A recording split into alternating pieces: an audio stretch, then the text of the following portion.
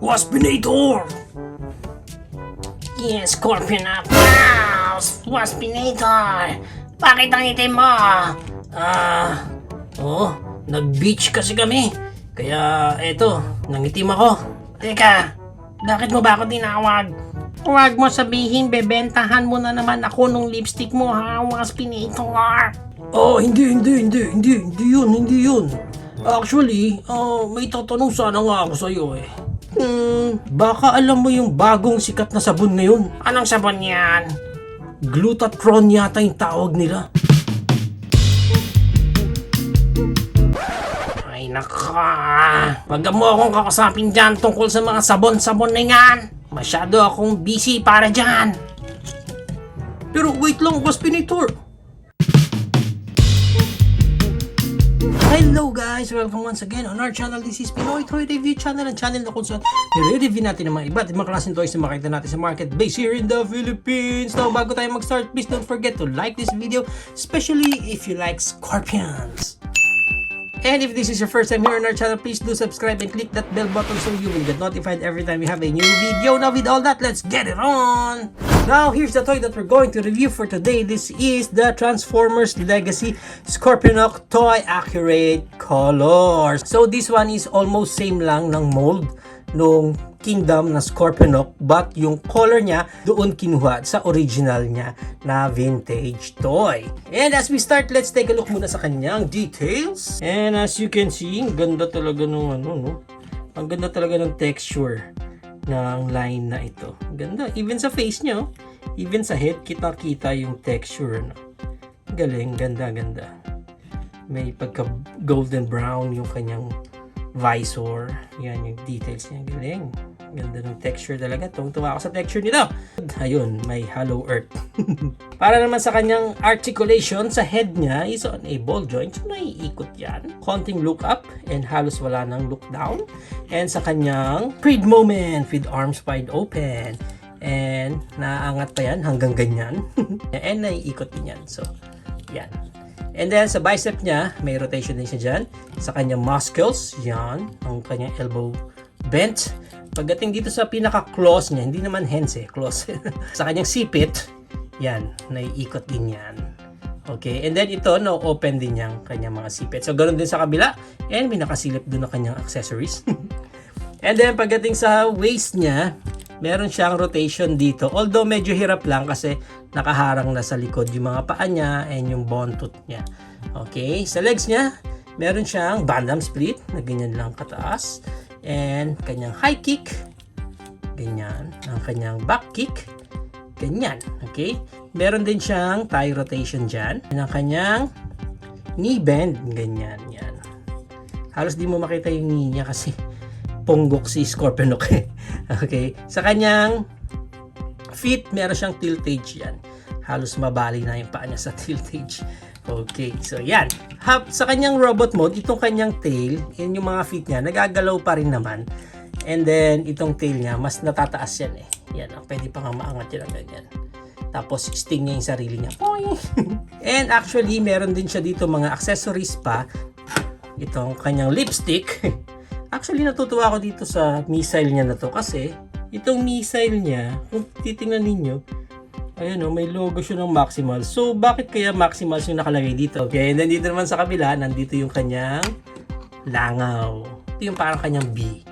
Yung kanyang pang spy din. So, right now, let's proceed na sa kanyang transformation. So, first na gagawin natin is that open muna natin itong mga feet niya dyan sa likod. Itong bontot niya, spread lang natin lahat yan. And then, itong kanyang likod, i-open natin yan. Yan. So, pwede pa siyang ma-open ng ganyan. And then, nandun yung scorpion head niya. Kukunin natin yan. I-open mo na. And then, pag na-open mo na yan, dito punta naman tayo sa harap. I-open natin yan. And then, itong sa likod niya, close na natin yan. Okay? Pag na-close mo na yan, likod na yan, ang gagawin natin dito sa shoulder niya, iangat na natin. Yan. Gaganyan na natin yan. Ganon din dito sa kabila, angat na natin yan. Actually, itong head na to, depende na lang yan sa inyo. Yung iba, pinapasok pa yan dyan. Actually, hindi naman siya pwedeng makapasok dyan. Pero parang itatago mo lang siya ng ganyan. Yeah, it's up to you. So, dapat kasi ganyan ang itsura niyan. Okay, ganyan ang itsura niyan. So, ito nga yung hands niya. Ipepwesto na natin yan. Yan. Ganyan. Ganon din dito sa kabila. Ipepwesto na natin yan. And it will look like this. Yan. Ganyan na siya. Sa paa niya, hatakin pa natin yung pababa. Yun. Okay, nakita nyo? So, nabababa pa yan. And then, ikot natin ng paganyan. Itong nafo-fold yung paa niya, kasi meron dito yung nafo-fold eh. Ayan, no? Itong isa, hindi yan nafo-fold. Okay? So, itong nafo-fold na paa, yun dapat yung nakatapat dito sa tail niya. Then, ikot natin yan. Ikot ng ganyan. And then, may makikita kang butas doon. Yun. Itong nafo-fold na to, parang spike niya dyan. Doon yung papasok. Okay? So, ipapantay mo lang and then doon siya magko-connect. Yan. So, ganyan ang itsura niyan. So, after nyan, na parang nagkaisa niyang tail niya tsaka yung paa niya doon, ibababa na natin itong buong portion na to. Yan. So, from here, bababa natin ang ganyan. And then, itong isa naman niya na paa, ipapasok lang natin itong legs niya doon sa parang pinakaloob. And then, fold natin to. And then, itong paa niya, papantay lang natin yan dyan. So, ganyan lang ang itsura niyan. Okay. And then, yung mga feet niya, creepy crawler fits. Yan. So, ito na ang ating Scorpionok Toy Accurate Color sa kanyang Scorpion Mode. So, check naman natin yung details nito. Okay din yung face ng kanyang Scorpion. Nakakatakot din. Okay din naman. Yan yung kanyang stinger. Nandun talaga yung face niya. Kaya ako minsan, mas gusto ko pag transformation, nakaharap to dun sa kabila. Ang mga articulation niya dito sa may hands niya, same lang din. And even itong claws niya. Same lang din nung parang nung robot mode niya. Ganon. Although, mas naging limited ngayon yung tail niya. Kasi ang tail niya, ito na lang ang nagagalaw dyan. Hindi na itong buo. Kasi nung robot mode niya, hanggang dito na-articulate pa eh. Well, dahil sa nakaduktong na tong feet niya dyan, ito na lang, yung dulo na lang na-articulate natin dyan. And then, itong mga scorpion feet niya, ito, nagagalaw. Itong dalawa sa gitna, magkasama yan. Galaw. And then, itong sa unahan. Yun. Okay, so yun ang articulation ng kanyang scorpion mode. Now, para sa height ng recolor scorpion natin na ito is around almost 5 inches din siya. And maganda niyan, i-compare na rin natin siya sa iba pa nating scorpion tulad ng Sandstorm. Ating Scorpion from the Kingdom line, Legacy, Parasite. Nandito ulit ang ating favorite na generation, Waspinator. So yan ang ating high comparison. So if you are planning to buy this recolor Scorpionok, ang price range niya is around 1,400 up to 1,900 pesos. Depende na lang again kung saang market kayo makakuha ng specific copy nyo nito.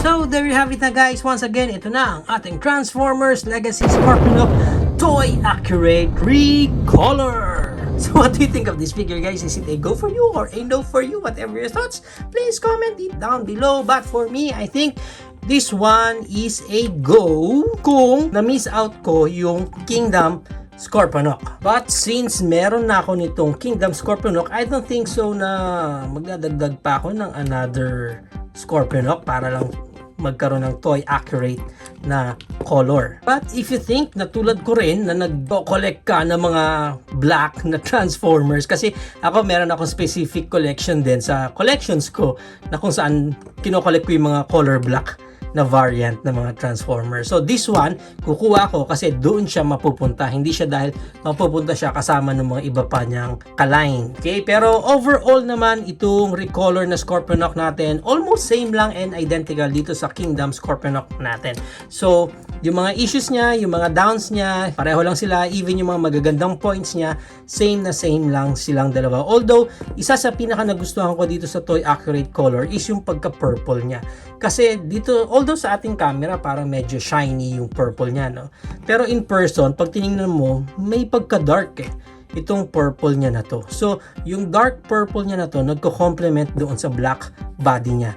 So, parang ang ganda niya. Parang ang astig tuloy tingnan nung Scorpionok na to. Isa yon sa mga nagpaganda sa figure na ito. So, there you have it now, guys. If you have any comments, questions, suggestions, or any fun interactions, please comment it down below. Once again, thank you so much for watching this video. This is Pinoy Toy Review, signing out.